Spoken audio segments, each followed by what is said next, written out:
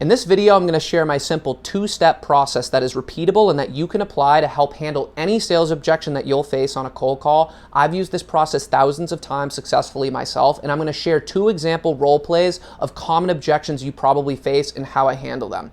But first, my name's Connor Murray. I've worked in tech sales for 5 years. I started out as an SDR, worked my way to the account executive position, and have been a sales manager for the past 2 years. And I built this channel to help develop confident sales professionals, and we're building a great community here. So if you want to be part of it, consider subscribing. We'd love to have you.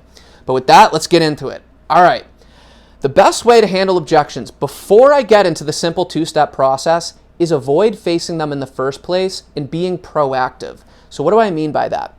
When a prospect picks up the phone and they realize, I don't know you, there's 3 things they're wondering, either consciously or subconsciously. It's who are you, why are you calling me, and what do you want? So I like to address these 3 things out of the gate because they proactively prevent receiving objections around those 3 questions, which are who are you, why are you calling me, what do you want? So the way I do this is through a value statement, which if you watch my other videos, you know I preach. I'll link to one below. But within the first 30 seconds, I tell them, here's who I am, here's why I'm calling you, and here's what I want, which is time on their calendar. Now, that prevents what I call tier 2 objections. So not all objections come equal. Tier 2 objections sound something like, I'm not interested, take me off your list, how'd you get my number? Where tier 1 objections, which are higher quality, sound something like, we don't have the budget, we work with a competitor, we don't have the time or bandwidth. I hope you can see the difference between the 2. And the difference is in the tier 1, the higher quality objections, they're at least engaging with you. They're at least engaging with your value proposition and why you reached out and giving you a legitimate objection as to why they don't want to meet, their hesitation, but it's something we can work with, address, and overcome. Tier 2, they're not even engaging with you. They're just trying to push you away. I'm not interested, take me off your list. And if you're getting these excessively, it usually means you haven't delivered enough value on the outset of the call, and they're wondering, who are you, why are you calling me, and what do you want? You haven't made it clear, and you just interrupted their workday, and now they're like, I don't have all day, and they're trying to shoo you off the phone. So you'll always face those. They'll never go away. But if you're facing them excessively, it means you need to deliver more value within that first 30 seconds of the call.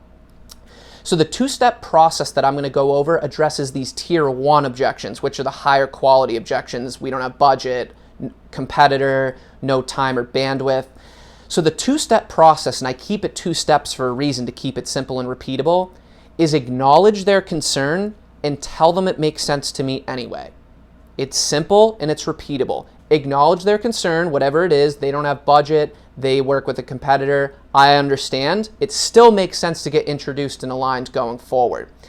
That keeps the focus on selling time, and it's a lot simpler than what I see taught out there, which is usually way overcomplicating it. Things like pause, listen, repeat back what they said to them, mirror their vocal tone. You're doing mental gymnastics when you do that. That's way too complicated, and a lot of that stuff is better served for a discovery call. Handling objections on discovery calls is very different than handling objections on cold calls when you just got someone out of the blue and they barely know who you are.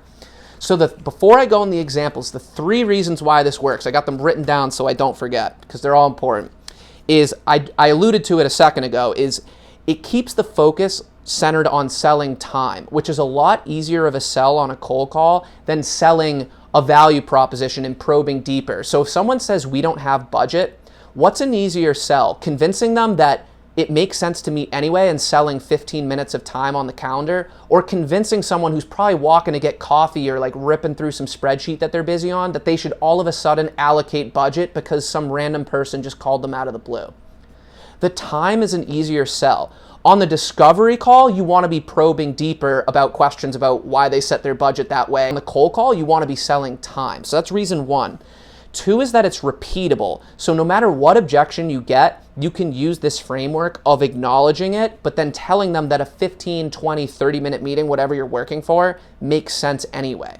It's simple and it's repeatable, and it will help you scale and move fast as a prospector. And then the third reason is that you maintain the frame and conviction in why you reached out. So you're kind of doubling down. You stated that you want time. They didn't say no, but they said we don't have budget or we work with a competitor. Rather than trying to prove yourself now and convince them through logic that they should all of a sudden move off their competitor, which again, like I said, monumental task, you're more doubling down and saying, got it, I understand. It still makes sense to get aligned going forward anyway. So I hope you can see the logic behind it, and I've seen it work for myself in the many reps I've taught it to. It even works on email, but I'm going to go through 2 role play examples on cold calls now. So the 2 I'm going to do are we work with a competitor and no time or bandwidth right now. So I'll do no competitor, or we already work with a competitor first. So they say, yeah, thanks Connor, thanks for reaching out, but I don't think it makes sense to me. We already work with a competitor. Here's what I would say. I would say, got it. That's actually why I was reaching out. We work with X competitor all the time, usually on priorities related to blank. So if there's ever a fit, we can move ahead, but I still think it makes sense to get introduced and aligned for the year because we'll be your main point of contact in this area going forward for at least the next year. So does Thursday work for you? That's example 1, but notice how I didn't try and say, how's that competitor going for you? And what do you rate them on a scale of 1 to 10? And what can we do to get you to a 10? I don't want to do that on a cold call. That could be better served on the discovery call. I don't like the 1 to 10 question. Don't use that on the discovery call. But that stuff is better served when you have agreed upon time set aside. Right now, I just want to get them to the table. That's what I want. And then I can prepare once I got them to the table for stuff like that. So I kept it centered on a 15, 20-minute meeting makes sense anyway, even if you already work with a competitor, because we work with those types of customers all the time. Example 2 is no time or bandwidth right now. They say, hey, thanks for reaching out, but I don't think it makes sense to meet. We don't have the time or bandwidth. We got people pulled on other projects, something like that. I would say, got it.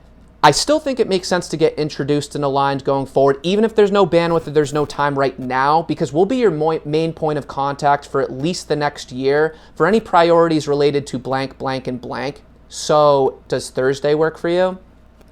I was a little choppy on that one. It's tough in the camera sometimes, but same idea.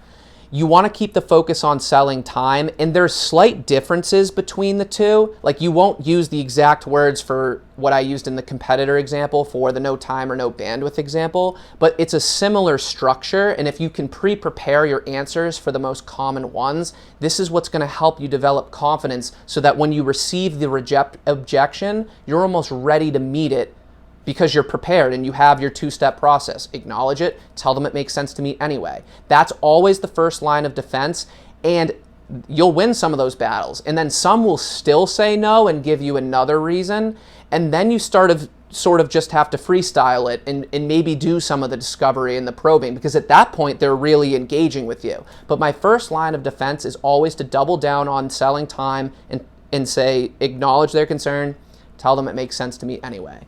So hope this helps. Hope you enjoyed. Smash the like button if you did, and I'll see you on the next one.